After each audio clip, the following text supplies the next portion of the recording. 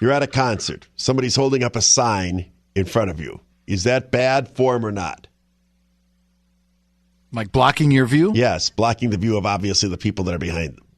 Yeah, not cool. You think it's not cool. Paul?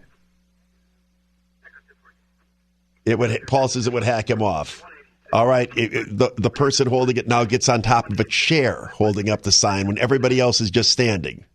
Paul says hacked off. Yeah. This went on for about an hour last night at the McCartney concert. It was not blocking my view, but it was blocking the view. This person was one row ahead of me, but like 12 seats over, maybe 10 seats over. So it wasn't blocking my view, but it was angering the people who were behind her.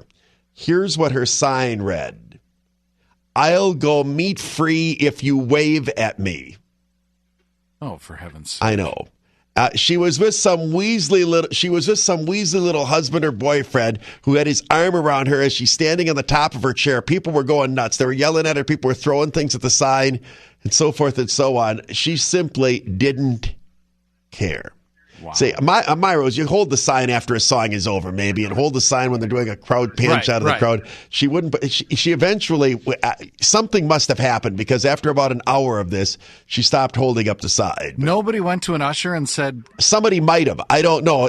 I was sitting in field seats. You're cramped in. It was hard to see any of that stuff. I mean, I'm jammed in there. Somebody might have, and maybe that's why she stopped holding it up, or maybe somebody just yelled at her so much that she felt, so they're yelling at her, and her husband just looked like one of these Weasley guys that he's bleep whipped as much as you possibly could, and my sweetheart wants to hold. No, she didn't. She isn't even a vegetarian. She said she would go meat free if he waved at her. That's not even that clever. I mean, it's not clever. It's just remarkably stupid.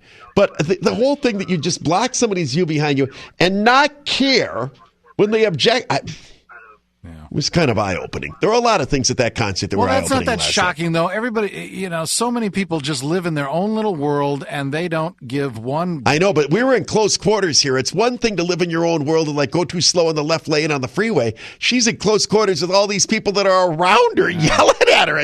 Just didn't care. Didn't care. I believe she was from Chicago. I believe that. Well, I mean, McCartney said, how many people from Milwaukee people cheered? How many people from Chicago more cheered? I thought I saw her cheering at that point. I might have had that wrong, but it wouldn't surprise me that this was the behavior of someone who wasn't in her own city and therefore wouldn't likely be seeing people who would recognize her that she would be hacking off. I think that's. Don't you think that somebody who's not from Milwaukee and wouldn't have any friends or anybody to recognize her would likelier to be a bore than?